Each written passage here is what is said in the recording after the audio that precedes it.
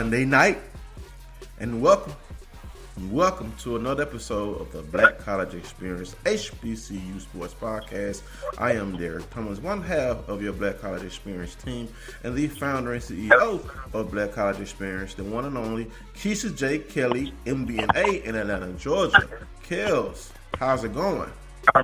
It's going well for everybody that's tuned in. Of course, it's been another great weekend in HBCU sports. If you are rolling with us, be sure to, if you want to call in, it's 719-373-6861. That PIN number is 49170. Again, if you're rolling with us, that number is 719-373-6861, PIN number 49170. So before we kick it off, set this up. Earlier this week, we did have a fan, or rather, alum of a school of Wilberforce, which we know we don't talk about we don't talk about all of the HBCUs. And this one in particular reached out and said, can you come to Wilberforce? And I did say something I would consider in the spring. They also said, could we cover? So Derek said, hey, we should start with Wilberforce. So guess what we're doing? If you're listening tonight, we're starting with Wilberforce. Yes, we are. The Wilberforce University basketball team, women's and men's, the Bulldogs and Lady Bulldogs. First, we're going to talk about the men's basketball squad. Coach Kevin Waters in his third season. And they're starting out kind of, I guess you can say, a tough start. They started out the season 2-8, but they are 1-0 in the conference.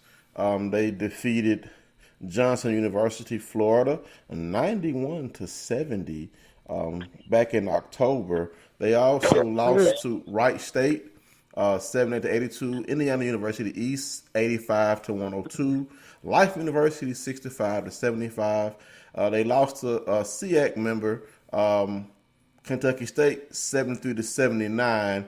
And on the 18th, which is tomorrow, they take on MEAC opponent, South Carolina State University. So the Bulldogs of Wilberforce trying to get right on the hardwood, starting out the early basketball season. And, I knew about Wilberforce, but of course, with we being heavy in football season, we've been focusing on our football playing HBCUs.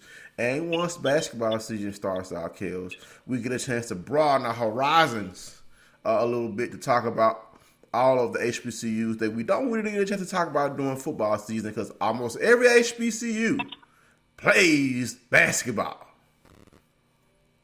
Correct. And so the thing is, the great thing about, I was just having this conversation, as we will get into the other conferences in their basketball.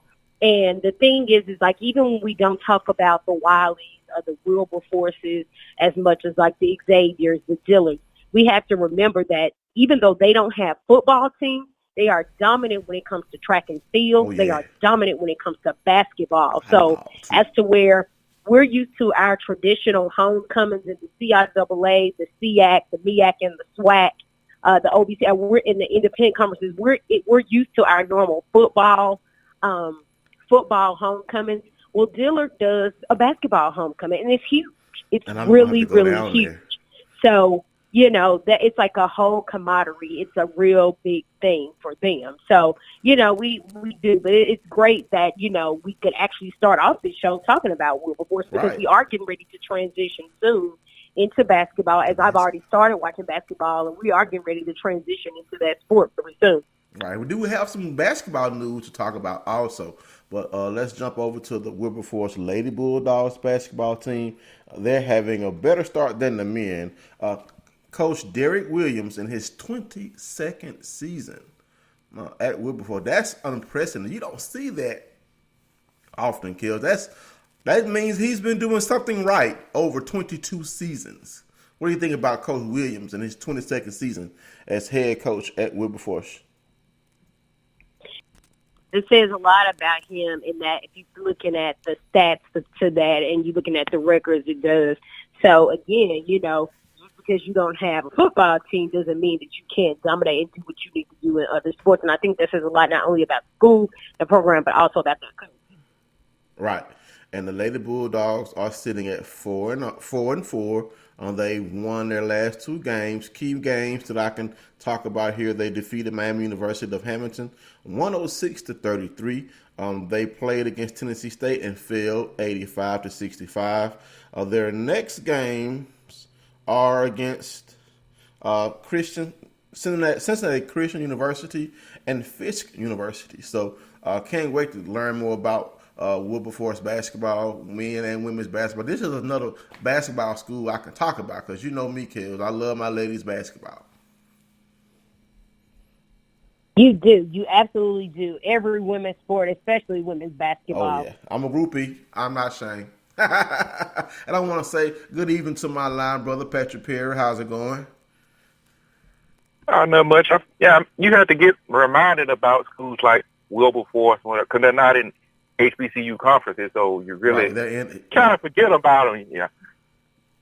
So we didn't forget. You know, it's just when we're heavy football, in football season. You know, it's kind of focusing on football, but now football season's about to end, and all of the HBCUs that play basketball, we're gonna try to cover and talk about as many of them as we can in the hour that we have. But we're ready to move along to football. So, Kels, ladies first, which football game do you want to talk about first? So, of course, I'm going to start with my alma mater. I'm going to start with none other than Southern University. I'm going to start with a hard-fought battle in Jackson, Mississippi, with Southern University totally taking the win. It wasn't domination because I'm not going to lie to you. Jackson State started out strong. They started out really strong, but Southern did close it out before a crowd of almost or over 40,000 people, 34-0. So that was a great thing to see them actually be able to close it out, and for Skelton to do what Skelton did. And he actually ran for 3 touchdowns, threw for another score. Like he was. I mean, literally, Skelton was doing his thing. 133 yards, 1 touchdown, 1 interception. That's on passing yards. Now on his rushing yards, 21 to carry, 171 yards, and again 3 touchdowns. So even with the one interception, we still managed to come out of this game 40-34 over Jackson State. But I tell you, again, taking nothing from Jackson State, it was an interesting game. In the beginning, once again, Jackson State, first half, defensively, they started off really strong. They truly did. They held their own in the first 2 quarters. The scoring 14 points back-to-back truly scared me. That scared me really. I was like, we're going to have a problem. But I did say in the second half, they'll get tired. But, seriously, it did. They happened. It did. But again, in the second half, the adjustments were made, and Southern ended up being the victors of the game. Right. And it's funny you said it because when Jackson State scored, kicked the ball off, and Southern fumbled, and Jackson State scored again, Mr. Momentum turned to Jackson State blue. You know what I'm saying? And I was like, could Jackson State be getting ready to take over this game? And the next time I was flipping around, watching all the HBCU games I could watch, from the Miles game to the destruction that NC North Carolina A&T put on Bethune-Cookman. I mean, watching this Jackson State Southern game, I mean, here's the thing: Skelton's going to be back. If Jalen Jones really the quarterback of the future for Jackson State, this is going to be a rivalry that's going to, hey, the offenses are there. I mean, Jalen Jones is a true freshman. Keyshawn Harper is a true freshman. They combined for over 300 yards rushing. And Jalen Jones, 224 yards and 4 touchdowns in the losing effort. So that Tiger offense they have some weapons. But, of course, they were not able to outscore the Southern Jaguars, led by, like you said, Kels, I guess you can say the human running passing machine for the Jaguars, Darius Skelton. I mean, the Jaguars, I mean, it was a nice back and forth game. I mean, you all took over in the third quarter and then held on for the 34th victory. So the Battle of the Blue, this rivalry goes on, has some of the nicknames, was won by the Powder Blue team. So, congratulations to your Jaguars for winning. I think this is what the third or fourth straight against Jackson State. And also to point out that, we were listening to the actual, we're listening to the commentators and watching it. And, again, this was the whole, they kept on saying, well, we know Skelton can't beat us with his arm. He can't beat us with his arm. That's fine. Just beat him with your legs. It don't matter how you do it. You just do it. Just win. And so he was like, that's it. That's their average. The average that Southern scores is 33 points. Okay, well, that's fine. We're going to score 40. So since you have an answer for everything, we're going to give you an answer to everything too. So again, Jackson State, like you said, you're talking about a true freshman. It is, and it's going to be a rivalry that's going to be going. And before we go, I want to ask Patrick his thoughts on the game, and then I definitely want to hear everybody's thoughts on this Alcorn, Alabama A&M game. Ooh. Oh, man, I was thinking about this before I called in. Like, man, Jones is just a freshman.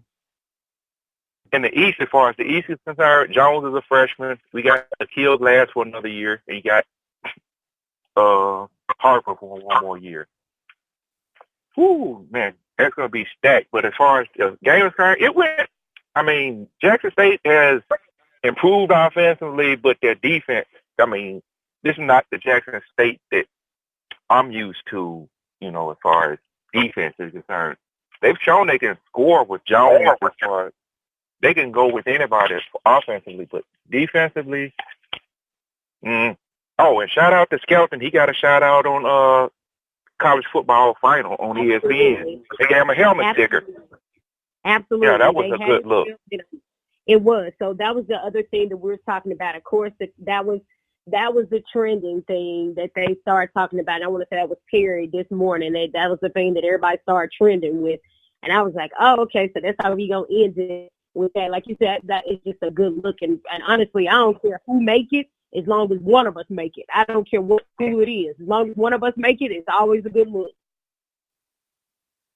Although I wish all our schools would get together and send them a helmet just, in case one of us yeah, Correct. I want all of us to Correct. send them a helmet Exactly. Just pick it up from behind the desk. Exactly. But let's move on to this Alabama A&M Alcorn game, 34-27. I have never in my life, I'm going to tell y'all, I'm sorry, 34-28. In the last 2 years, people have laughed at me, probably going on 3 years. They have laughed at me because repeatedly, Coach Maynard is grooming this team. And they have laughed at me and said, okay, that's funny. I said the same thing about Jackson State. I think Jackson State, they trying to catch their stride somewhere in there. But with Alabama A&M between Akil Glass and Jordan Brantley, if Alabama A&M finds a defense, it's going to be a nightmare next year. I want to say, and I think I looked at this right, 245 rushing yards maybe for Jordan Brantley. Correct me if I'm wrong there. Jordan Bentley ran for 245 yards and 4 touchdowns. But, I'm ready for him to go. He's a beast. Yep. But Akil Glass. So thoughts on that game? PP, you go first. Tails first. Man, I said early in the season as long as Bentley can go, he opens up everything for Glass. And I'm glad this is his last year. He can go and take his engineering degree and do whatever he want to do as far as to the NFL. He don't go to the NFL. But yeah, I said if he don't work out if the NFL thing don't work out, he needs to just go because I'm tired of him. But Glass and Harper are 1A and 1B as far as the best quarterbacks is concerned in SWAC. And Glass is showing, he's kind of reminding everybody, hey, Alcorn is good. Just remind you that, I can still sling that thing as well. And his numbers all season have proved it. Right, and then they were without one of their best weapons as well. So, You know, Jenkins Jr. Unable to play in this game, but you got a Rover who's healthy. Alcorn State 6-peating in the SWAC East. Congratulations, Braves! You've earned it on the field. No one can take this away from you. I've been battling back and forth with Alcorn fans all week. They mad at me, but I got to eat crow. I said that I was going to make a headline that Braves going down again. But unfortunately, Alabama A&M let me down so that I could be right. But, hey, when I picked this game, yeah, I did pick the Bulldogs because I wanted to make my headline. But, of course, Alcorn reigned supreme. Felix Harper again proving that he is an unflappable field general. 288 yards, 4 touchdowns. Nico Duffy, 100 yards rushing and 1 touchdown. And you got to realize these are the backups for Alcorn playing like this. These aren't their starters. So imagine if their starters were still there or able to come back and contribute. Alcorn is deadly. I mean, they're deadly. I mean, they're tough to beat already. But imagine if their starters weren't injured. I mean, they're 7-3, 5-1 in the conference, 6-peating in the SWAC East, awaiting the winner of the Bayou Classic. Kels, what's your opinion on the Alcorn Braves 6-peat? Like you said, you can't take anything from them. And I think the most important thing to highlight here is, again, like you said, we don't even have stars playing in the quarterback. So they're doing what they need to do to keep the team alive. That was a thriller when it had to be yesterday. And like I was telling Terry yesterday, I was like, Alcorn's the kind of team, even if they lose the lead for 1 second, they'll lose the lead. They'll automatically right after score a touchdown somewhere in there. So it had to be a great game in Lorman, but 6 times that's a lot of times repeat. Straight. And win that East title. It is. To do that 6 times in a row is even a bigger feat, to do. And, a lot of people, even with the coach change, so to see what McNair has been doing the last couple of years, it is. So congratulations to Alcorn for doing such. And shout out to LaCharles Pringle, 4 catches, 113 yards, count them 1, 2, 3 touchdowns. I mean, he is a nightmare for defensive backs in the SWAC. He's had a stellar season this year as well. So can't wait to see who plays Alcorn in the SWAC championship game. We ready to move on to the next game? Sure. And we're going to stay on this game briefly. We were blanked by Grambling, your opponent, Kels, for the Bayou Classic. We were hoping that we could maybe try to slow Grambling down, but in the words, I can't remember the movie. In the words of whoever that was in Players Club, did you even pinch No, we did not pinch Grambling State 40-0. We get shut out. Unable to repeat a valiant effort that our Delta Devils had in the hole last year. We get blanked by a hole this year by Grambling. And next up, I guess for Grambling will be the Bayou Classic, which we will be attending. Can't wait to see this game. It's going to decide the SWAC West again. Anybody else want to comment on this blowout victory? I think not. Yeah. Oh, I just said 135 yards of total offense, 0 points. Get ready to OC. Yeah, let's go ahead. All right. And Alabama State was a sacrificial lamb for Florida State's bowl eligibility. Alabama State scored first, but Florida State scored 49 points, and Alabama State was unable to score 12 points total in the game. And the Seminoles put it on the Hornets to secure a bowl eligibility for themselves. So, Willie Taggart gets fired, and Florida State is going to be going to a bowl. Prairie View blows out Ed Waters. And I text Kels during this game. I said, is it wrong for me to want Ed Waters to beat Prairie View. And I would have loved to have seen Ed Waters, because Ed Waters has been taking their lumps this year, but they have been fighting hard. And they're going to be joining the SWAC soon. So Ed Waters has been taking on all comers, but they have been fighting hard. Kels, what do you think about Ed Waters' loss to Prairie View? I feel like, coming into this, trying to vie for position over in the SWAC, I knew it would be a change, coming in. So no surprise with that, with Prairie View, but hopefully within the next couple of years or so, Coach Ruffin will also be able to kind of mirror his cousin and do some things over in Warden. Right, and with them moving to the SEAC hopefully soon, maybe we can have some more Ruffin Bowls. I mean, I think that'll be awesome. When you have family members who excel at their profession, that they are head coaches at HBCUs, and they get a chance to play. Hey, cousins. That little cousin used to always bother you and used to pluck them on the head or take their toy or break their toy or eat their candy. I mean, you know how those a cousin is next thing to a sibling. So I think that's going to be awesome for them to play each other and going forward, if they both remain head coaches at their respective institutions. So that's it for SWAC football. Have a little... Okay, go ahead. Before we go to... Let's go ahead and take a commercial break. All right, we'll be right back with more Black College Experience after 31 seconds. I already knew that I was going to go to college, from a young age. I definitely want to major in political science. After that, I'm going to get my law degree. Then I'm going to come back to Detroit, boost the economy, become the mayor or something, try to make the situation better for other people. I feel like I owe it to the city. I'm determined. It's going to happen. My name is Justin, and I am your dividend. All right, we're back with more Black College Experience, just doing our SWAC football wrap-up and getting ready to talk about the SWAC volleyball tournament. The bracket has been revealed, and we have a new regular season champion in volleyball. Kels posted about it. The Alabama A&M Lady Bulldogs are the number 1 seed. They will square off against number 8 seed Grambling State.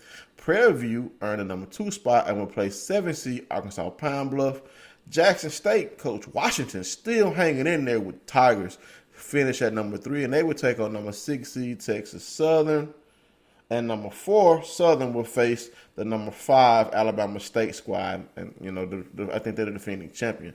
So unfortunately, our Lady Delta Devilettes did not make it to the SWAC tournament, but we got to keep hope alive, PP, that we can try to get in the SWAC tournament in volleyball one day. No comment. So in basketball, I want to give shouts out to our SWAC players of the week in men's and women's basketball, because it's still early in the SWAC basketball season. Tristan Jarrett has averaged 20.5 points a game, 5 rebounds a game, and 2.5 steals a game. The guard has been named the Southwestern Athletic Conference Basketball Player of the Week. Jared finished with highs of 22 and 19 points in games against Cal Baptist and UC Santa Barbara during the Tigers' opening week of the season.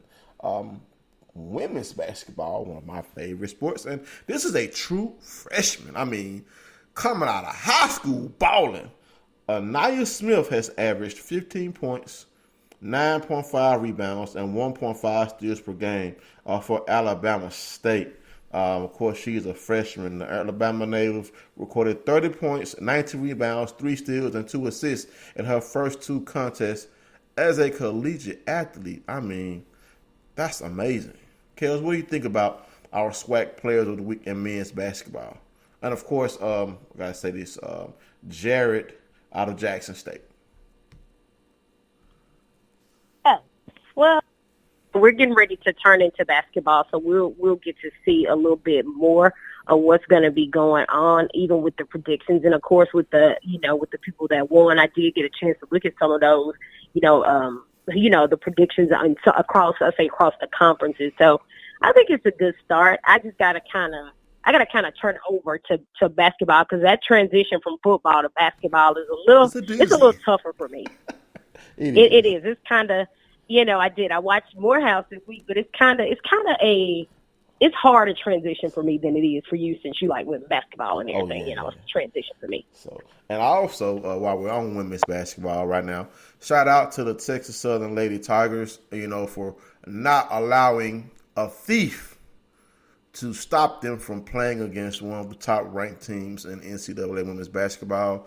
Unfortunately, though, the uniforms, to my knowledge, have not been returned. The Lady Tigers had to play in their practice gear and had to tape numbers on their jerseys. I mean, it's a shame that this happened. I mean, I hope the criminal who took the Lady Tigers uniforms is found. I mean, this isn't no joke. I'm serious about this. Correct. I'm hoping that they have security footage of whomever took the Lady Tigers uniforms and they can recover that, because now they have to continue playing. Not only is it, it's a serious matter, but it's tacky and it's distasteful. And the fact that you not only stole the uniforms for the game, but you also that they had to, go and practice uniforms and tape numbers. And I actually, I saw those pictures. It's a sad situation. It truly is. And it's not like you're in a situation where you have to do that. Like, you're not in a situation where you would even need to do that. Seriously. So it's just a bad look all around. And in my honest opinion, it was something that needed more attention too. They needed more attention on that, because it's something that if the shoe had been on the other foot, they would have gave it all the attention. We would have got all the attention on this side. So I think it was just tacky. And I'm just like, this is some type of juvenile, I steal something, hide it from you. Yesterday was it just seems to be the situation with that. Another situation with Southern and Jackson State. It's just like yesterday was just situation after situation. It's not a good look. You in college, it's not a good look. Right. And hopefully the uniforms will be found. And what you're talking about, Jackson State, are you talking about the fight, the pregame fight? Not what I'm talking about. But I won't address. No, that's not what I'm talking about with them. Okay. I just want to make sure I was on the same page with you. And also, before we jump over to the MEAC, I want to say congratulations to the Prairie View Lady Panthers on a valiant effort as the SWAC soccer champions took on the number 1 overall seed Stanford. And unfortunately, David did not come out on top versus Goliath. The Lady Panthers suffered a 15-0 loss, ending their season. Well, I want to still offer my congratulations on a great season. Of course, playing a talented team like Stanford, you're going to have awesome execution to come out on top. But, hey, the SWAC championship in women's soccer is back home at a SWAC institution. So I'm proud of that. So congratulations to you, Lady Panthers. Any comments on that, Kels? No comments here. All right. So now we're ready to jump over to our sister conference, the MEAC. A lot of interesting games over in the MEAC. First off, I want to say congratulations to Coach Tyrone Wheatley securing another victory for his Morgan State Bears, defeating Virginia Lynchburg. They have been just a whipping boy for HBCUs this year, 59-26. DeAndre Harris had 317 yards passing, 5 TDs. Jabril Johnson had 124 yards rushing and 1 touchdown. Johnny Rembert for Virginia University Lynchburg had 186 yards receiving and 2 touchdowns. Norfolk State, you want to talk about, you have any comments on the Morgan State's victory, Kels? When you talk about, I'm surprised that Virginia Lynchburg even got that many points, because they have been flat out just, they haven't been able to score. So that says something that they were able to score that amount of points. So that's kind of shocking, but that's all I'll say on that one. I mean, you got to look at Morgan State had plenty of momentum after last week's upset of North Carolina A&T, and I'm glad they were able to keep the momentum in getting this victory. They finished the season 3-8, 3-2 at home. And it's just, it's a nice to get a 2-game win streak. Tyrone Wheatley trying to build that Morgan State program back to prominence. And, hey, if anybody wants to play for an HBCU and you want to play for a guy that did it in the NFL, that did it in college. Hey, he's a guy to maybe in that area, in the Maryland area, maybe check out or go play for. So I want to see what he does at Morgan State as he continues to build that program back. Norfolk State was not going to let Delaware State pull another upset. Norfolk State handled the Hornets 33-17. Leading passer was Juwan Carter with 182 yards and 2 touchdowns. Leading rusher, Delaware State's Thomas Bertrand, 137 yards rushing, 1 touchdown. Norfolk's Justin Smith was the leading receiver, 5 catches for 58 yards and 1 touchdown.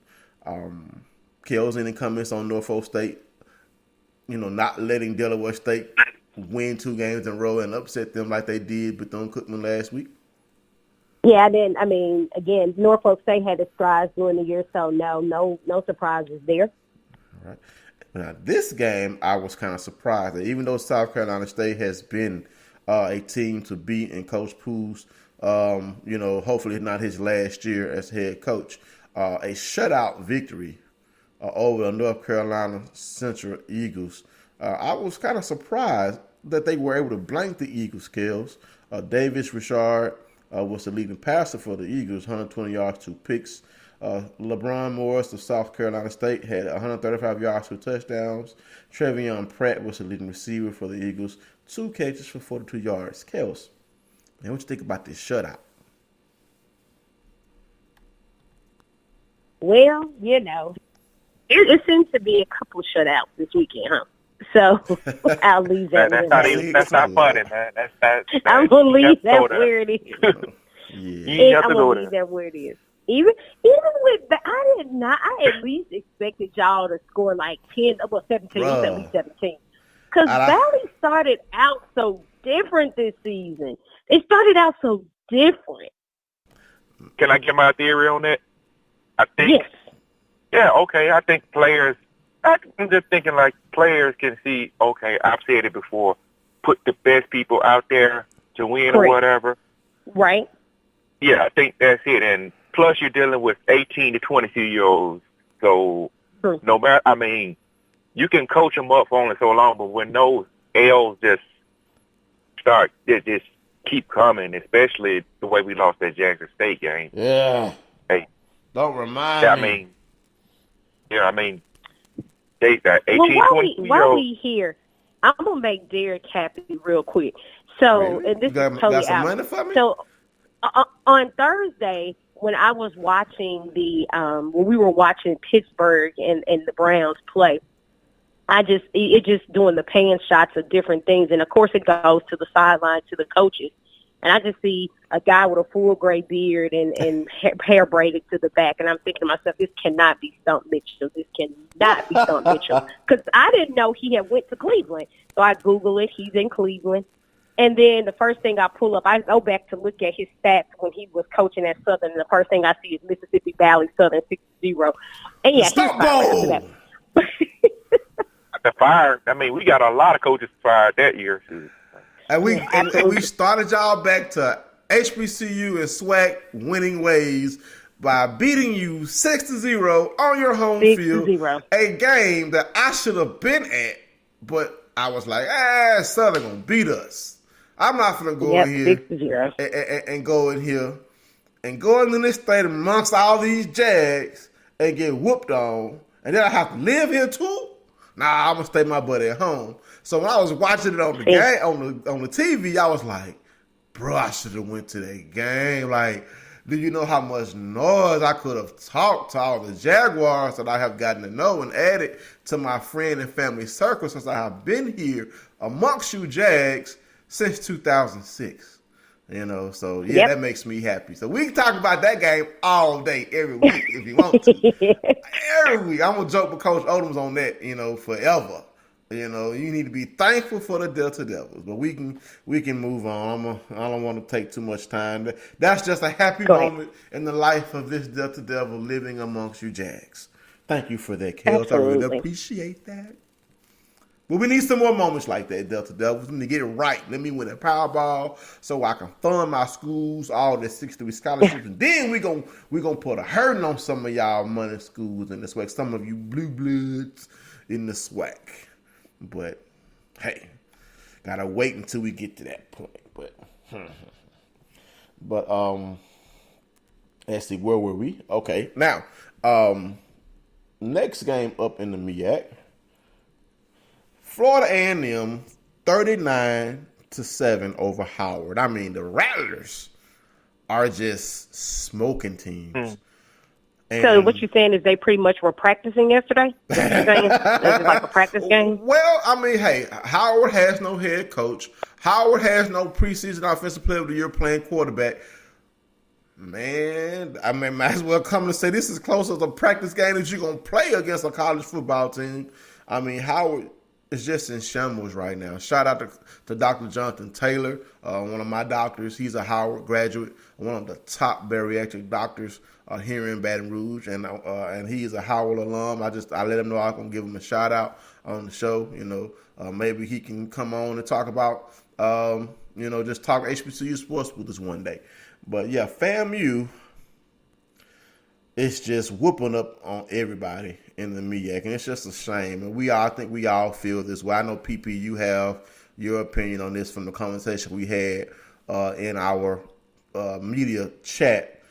FAMU, it's a shame that they cannot play in the Celebration Bowl this year. It's just a shame. Kels?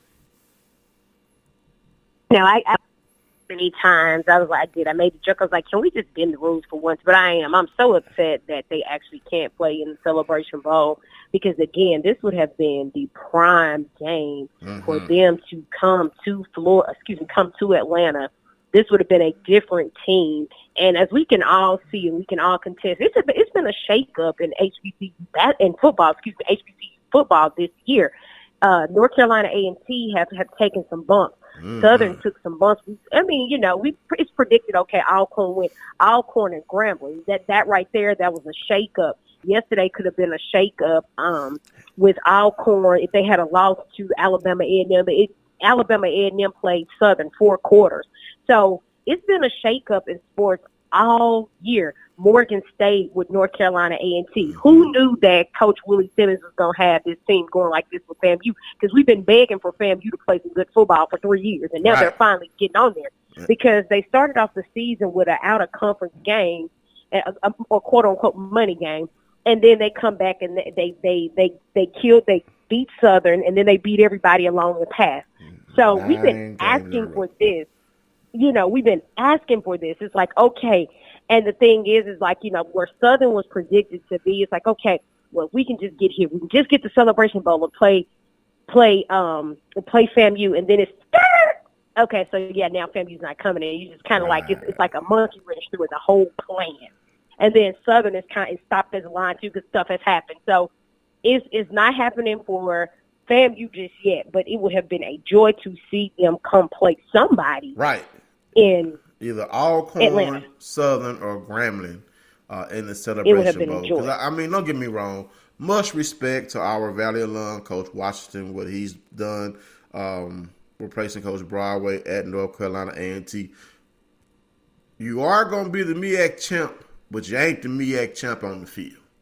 That's just the bottom line. I mean, the young men for FAMU, whatever they're on probation for, this team, and correct me if I'm wrong, is not responsible for it. So this team beat you on the field. So I'm really against punishing kids for rules that were broken, or I guess rules like this, or inconsistencies, or whatever certifications that were committed before these young men were even students. I mean, give them a fine or something. Correct. And the thing is, you get the situation where they self-report, which is fine, but it's not always the case. And like I said, it's simple. Like when the commissioner said it, it's simple stuff like just paperwork, filing paperwork. Right. Sometimes it's simple stuff, and they don't do that. And it's just like, why are we here? the only people that suffer in that situation are those students. The students are the ones that suffer. You got some students 100%. at Southern University in one case where they have no spring practice for years. You don't get a chance to do. That's tough. That's tough. Very, very tough. So, hey, if I could have one wish, 2 wishes, my first wish is going to be win a Powerball. Second wish would be for FAMU to be able to play in the Celebration Bowl, a game they have rightfully earned on the field. And I had to get some education on some things last week. And I guess we'll save that conversation for another day, because I think that would be an awesome conversation for us to have about. Kels, did you read that conversation we were talking about in our media chat? Me, Steve, Kel, Perry, and Pat and PP? Probably wasn't.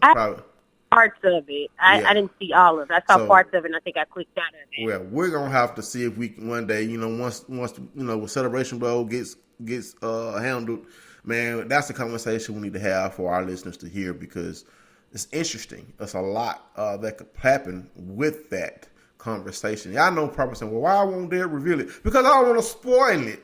I want to save it, But FAMU, you've earned it on the field. You've earned it on the field. Unfortunately, you're not going to get a chance to be rewarded for the fruits of your labor. If North Carolina A&T beats NCCU next week, they will be the MEAC champ. If they beat Bethune, if they beat NCCU, like they beat Bethune on yesterday, North Carolina A&T will be the MEAC champ. Bethune-Cookman, oh man, South Carolina State and Bethune-Cookman were looked at as contenders outside of FAMU if they were eligible to the MEAC championship outside of North Carolina A&T, but they lose by 30 points to North Carolina A&T, and it was all done on the ground. Just grinding out on the ground. Jermaine Martin scored 3 touchdowns. They had 120 yards rushing on 19 carries. Just a dominant performance. 20 points in the first quarter, 21 points in the fourth quarter. Just a dominant victory by the Aggies as they look to steamroll next week into the Celebration Bowl. If they can beat their rival. We all know what happens in rivalry games, Kels, because you got one coming up. Rivalry games, records are out the door. Absolutely. So, and that's one of the things. No matter what happens, if we can look when we look at the New Orleans Saints and the Atlanta Falcons. You're talking about a 2-7 team that was coming there against a 7-2 team.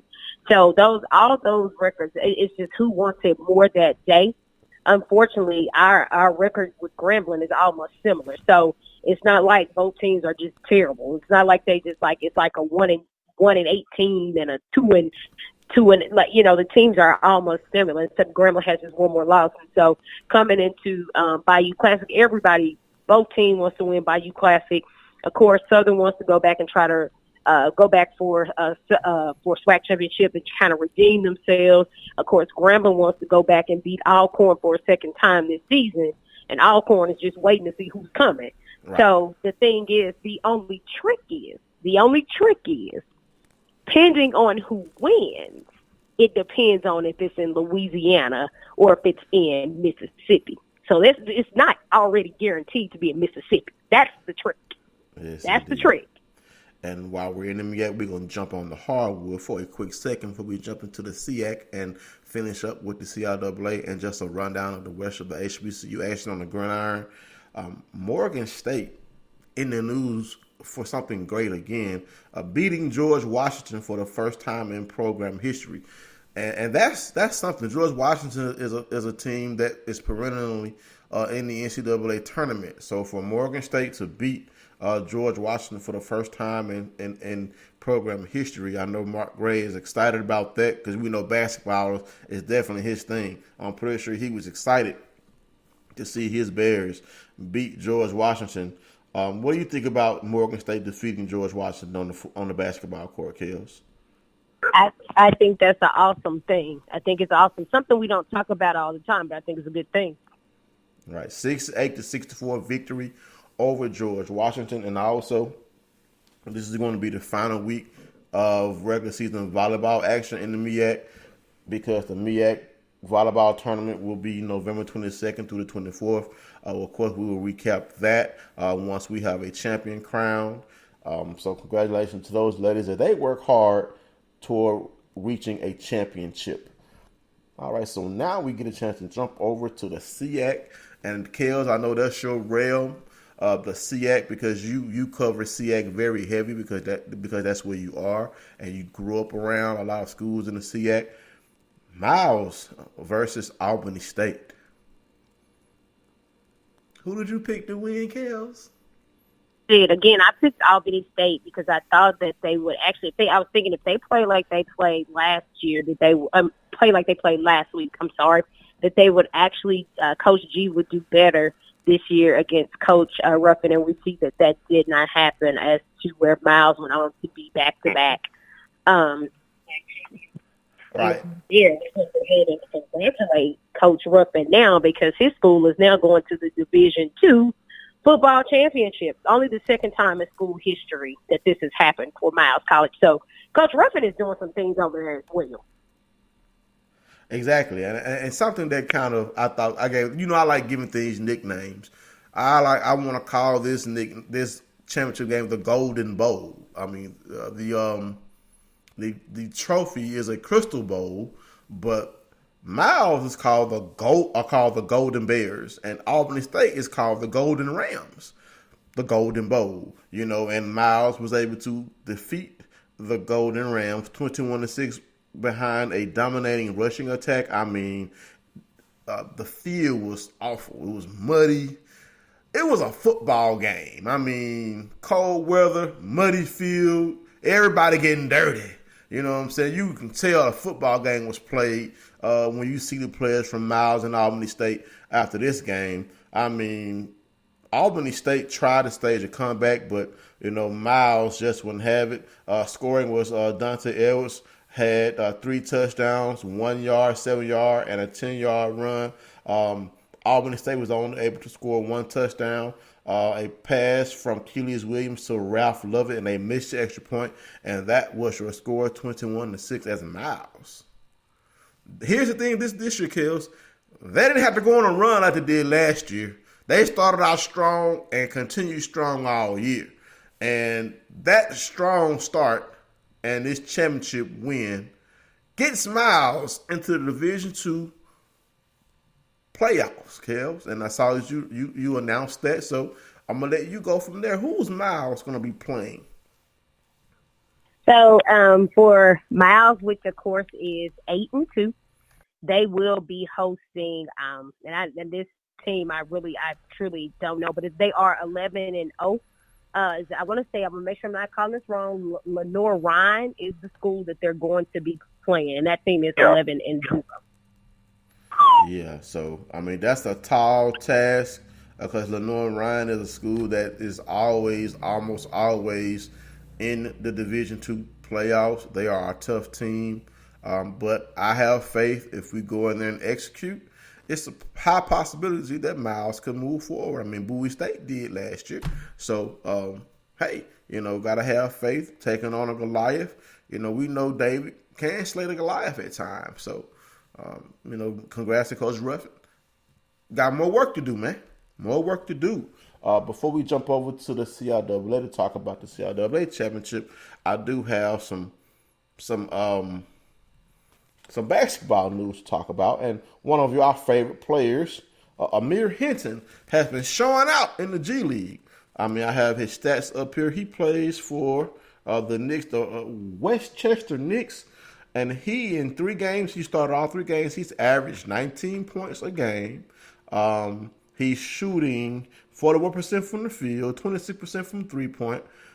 He averages 5.7 rebounds a game, 1.7 assists, and 1.3 steals.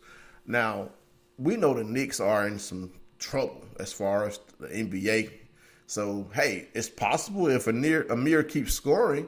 That's what the Knicks need. They need scoring. If he continues to score and improve, it's possible he may get called up. Because, I mean, coming from a Division II, he still should be playing college basketball. But he's holding his own in the G League. Kels, what do you think about the Knicks, Amir Hinton, play in the G League so far? I think it's a great thing. And the funny thing is I was having this conversation with somebody else talking about the G League, as Atlanta has one as well. And it's the College Park Skyhawks is what theirs is called. I said I was going to look at it just to test it out. But I think it's good because they actually pulled some great players from there. Right. It's right underneath. So it's just like, it's just like the NFL when you go to the CFL, the same situation.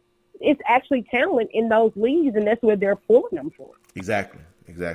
And before we jump over to the CIAA, there was a CIAA SWAC Challenge in basketball, and Shaw, without Amir Hinton, upset Morehouse. Kels, did you go to that game?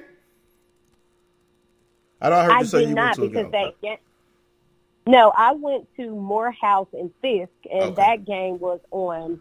That Morehouse and Fisk game was last week, and that's where Coach Brew actually got his 300th career win. That's the game that I was at. Right. But no, this game that you're talking about was actually in Winston-Salem. So the first night they lost. The second night, Morehouse did come back and beat them. But no, I didn't. I didn't see the CIAA SWAC matchup. Junior guard Grayson Kelly had a career high 35 points, but he had a baseline jumper with 10 seconds left to push Shaw past the number 25 ranked Morehouse College. 87-86. There's one of those cardiac games for you kids, one of those 1-point games that gets your blood pumping.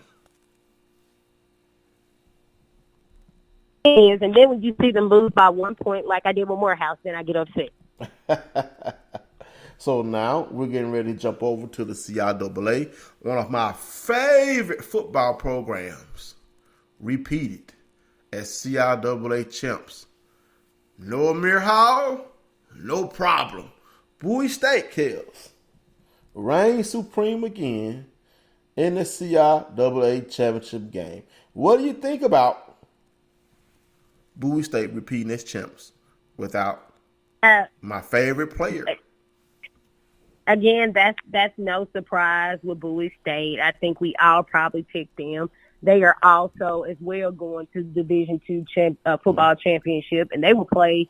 Keep in mind, Bowie State is 11-0. No, they will play 8-2 Carson Newman. So it's a good thing to see these teams dominate back to back. But I think we all picked Bowie State. I think we all did.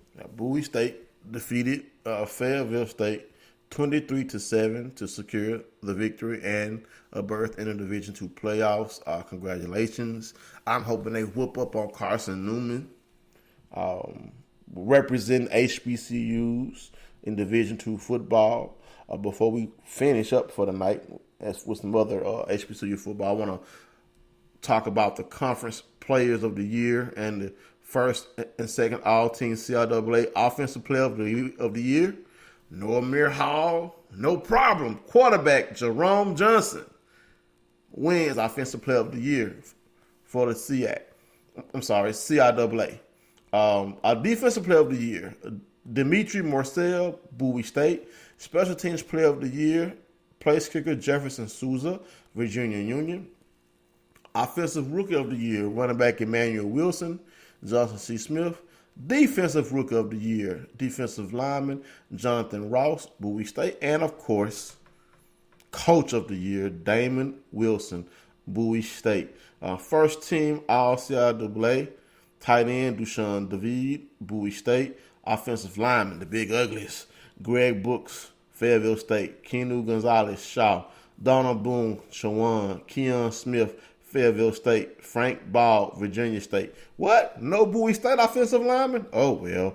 Wide receivers, Charles Hall, Virginia Union. DeJuan Green, Elizabeth City State. Quarterback, no Amir Hall, no problem. Jerome Johnson, Bowie State. Running backs, Deshaun Weatherton, Shawan, Stevie Green, Fayetteville State. Kick returner, Zion Riddick, Elizabeth City State. Place kicker again, Jefferson Souza, Virginia Union. Defensive lineman, Solomon Bassett, Lincoln. Keyshawn James, Fayetteville State. Zaya Gibson, Livingstone. Joshua Pryor, Bowie State. Darrell Nash, linebackers, St. Augustine's. Kalen Anderson, Winston-Salem State. And Tashawn Taylor, Winston-Salem State. Defensive back, Sterling Hammond, Virginia Union. Demetri Moselle, Bowie State. Jaleel Scroggins, Shaw. Darius Skinner, Winston-Salem State. Punt returner, Braxton Gambrell, Justin C. Smith. And punter, Kenny Amaya, Bowie State. Congratulations to those young men on earning all CIAA first team and the players and coach of the year. Kels? Okay, that's awesome. Is that all you had before we close out, or just enough? Well, bowlers of the week. Congratulations to these young ladies. Amari Dufree, Virginia Union, and Rookie Bowler of the Month is Shauna Anderson, Johnson C. Smith, and also for GCAC. Let's see, where is it at? Dillard and Xavier will play each other in the GCAC Volleyball Championship. And just to run down the rest of the scores for HBCU football, Allen defeated Elizabeth City State 32-29. That was a game that was held at Friday at 12. Missouri Western blows out Lincoln, Missouri 71-8. West Virginia State falls to Notre Dame, Ohio 31-14. Hampton gets blown out by Kennesaw State 50-7.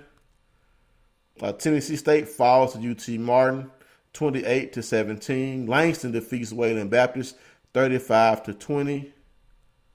And Arizona Christian edges out Texas College 24-20.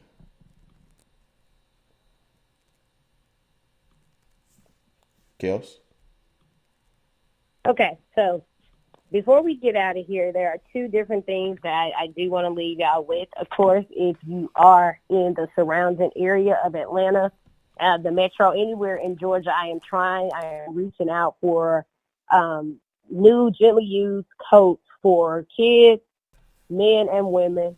This effort, I didn't think it would be this hard to get coats for someone to give coats away, but it is. It's been kind of trying.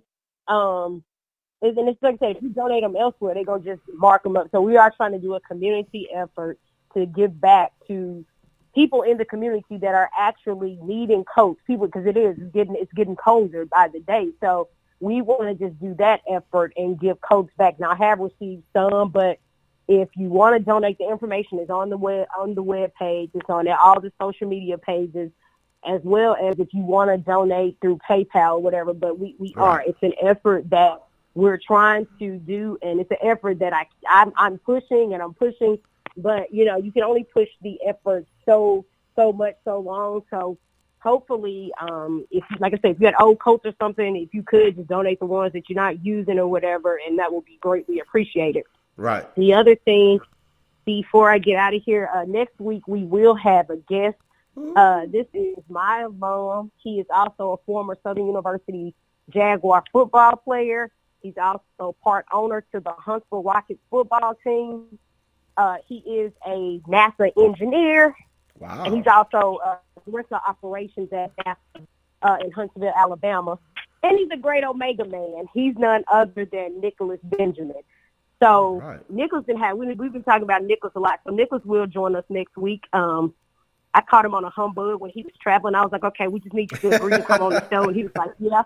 So because what I'm trying to do, and if either one of y'all can, I wanted to do a Bayou Classic show next week. I'm trying to find somebody else from Grambling. So we got one Southern person. I'm like, we can find somebody else from Grambling to call in. A football player? And just kind of, to do a split. I can ask Devontae. Totally see if he can come on. I'll ask him.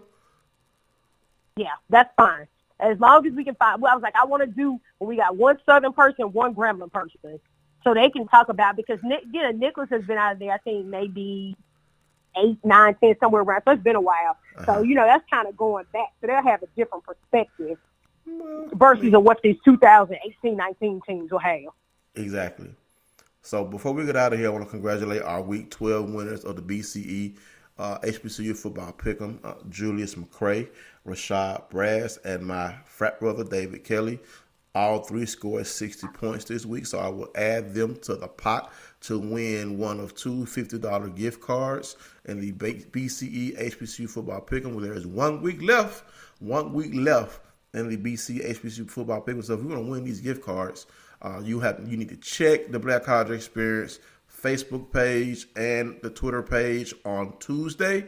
I plan to have the pick'em for week 13 complete and posted, and it will go through the Bayou Classic because all the games, not many games left. So I'm going to start from this week all the way through the Bayou Classic, and on the Facebook page on the halftime of the Celebration Bowl, I will have the live raffle. So join in, win some money.